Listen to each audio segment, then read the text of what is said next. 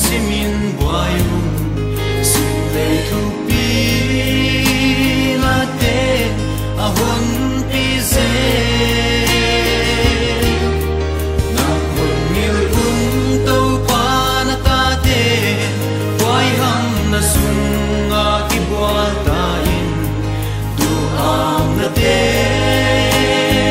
no ahon zota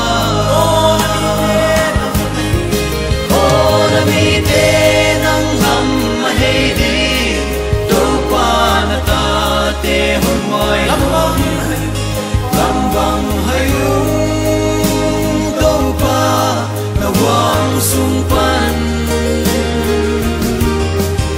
o kapatyan hon nu selo o happy na in o honen lain na kasyangin đâu pa pagway ngonin